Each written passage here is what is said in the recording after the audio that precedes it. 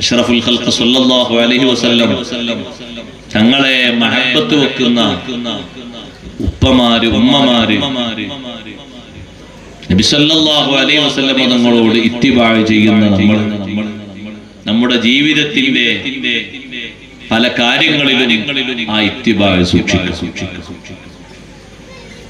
10 ദിവസം കൂടുമ്പോ 10 ദിവസമാകുന്ന സമയത്ത് ഒരു തിങ്കളാഴ്ചയോ വ്യാഴാഴ്ചയോ വെള്ളിയാഴ്ചയോ ദിവസം കണക്കാക്കിയിട്ട് നഖം മുറിക്കണം.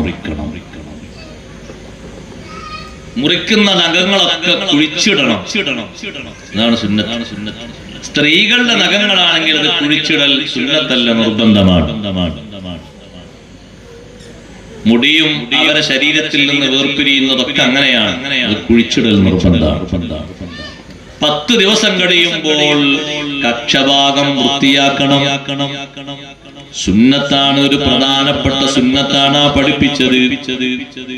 സുബ്ഹാനല്ലാഹ്, 40 ദിവസമാകുമ്പോൾ കണക്കാക്കി ഗുഹ്യരോമം വൃത്തിയാക്കണം, അതും സുന്നത്താണ്.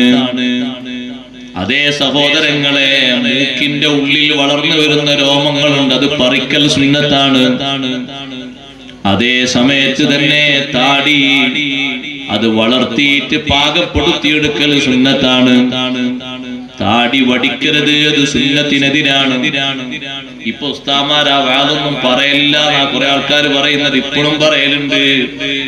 താടി വടിക്കരുത്, താടി വടിക്കൽ ഹറാമാണെന്ന അഭിപ്രായം ഉണ്ട്. താടി വെട്ടി വൃത്തിയാക്കിയിട്ട് ഒപ്പിച്ചു വെക്കണം. താടി എത്ര കണ്ട് വളർത്തുന്നുണ്ടോ, ഉളൂയിൽ വെള്ളം നനയുമ്പോ എത്ര രോമങ്ങൾ നിങ്ങൾക്ക് ഇസ്തിഗ്ഫാർ ചൊല്ലാറുണ്ട്. സുബ്ഹാനല്ലാഹ്, കുറച്ച രോമങ്ങളൊന്നുമല്ല. തലമുടി നനവുന്ന, തലമുടി തടവുന്ന ആള് തല മുഴുവനും തടവുന്ന ആളാണോ? എത്ര മുടിയിലേക്കാണോ വെള്ളം ചേരുന്നത് അത്ര മുടിയിൽ നിന്നും അയാൾക്ക് ഇസ്തിഗ്ഫാർ ലഭിക്കുന്നുണ്ട്.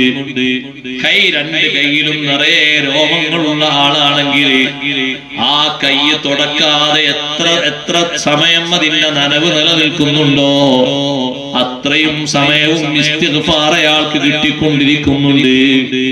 സുബ്ഹാനല്ലാഹ്, സഹോദരങ്ങളെ, താടി പാകത്തിന് വെച്ചുകൊണ്ട് നീട്ടിപ്പോവുകയാണ് വേണ്ടത്. താടി വടിച്ച രീതിയിൽ ഒരു ആണും ഖബറിലേക്ക് ചെല്ലാൻ ആഗ്രഹിക്കരുത്. ഹബീബ് സല്ലല്ലാഹു അലൈഹി വസല്ലം തങ്ങൾ നിങ്ങളെ മുഖത്തേക്ക് നോക്കിയിട്ട്, നീ എന്നെ സ്നേഹിക്കുന്ന ആളായിട്ട് നിന്റെ മുഖമെന്താ ഇങ്ങനെയെന്ന് ചോദിക്കുമ്പോ നമ്മളവിടെ വല്ലാതെ ബുദ്ധിമുട്ടേണ്ടി വരും. പാകത്തിനെങ്കിലും ഒരു താടി വെച്ച് വളർത്തണം.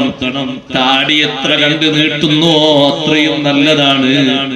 താടി നീട്ടുന്നതിൽ ഒരു വിരലിന്റെ കണക്ക് പറഞ്ഞവരും അതിനേക്കാൾ കണക്ക് പോയിക്കോട്ടെ എന്ന് പറഞ്ഞവരും ഒക്കെയുണ്ട്. താടി സഹോദരങ്ങളെ വടിച്ച് വൃത്തിയാക്കേണ്ട ഒന്നല്ല. താടി വടിച്ച രീതിയിലാകരുത് നമ്മളെ മരണം സംഭവിക്കേണ്ടത്. താടി നന്നായി വളർത്തിയ സുന്നത്തോടെയാകണം നമ്മൾ ഖബറിലേക്ക് എത്തേണ്ടത്. മുത്തുനബി സല്ലല്ലാഹു അലൈഹി വസല്ലം തങ്ങളുടെ മുന്നിൽ വന്നിട്ട് മുഖത്തേക്ക് നോക്കുമ്പോ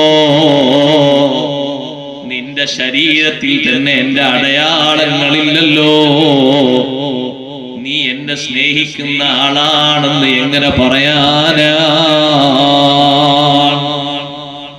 എന്ന് ആവലാതിപ്പെടരുത്.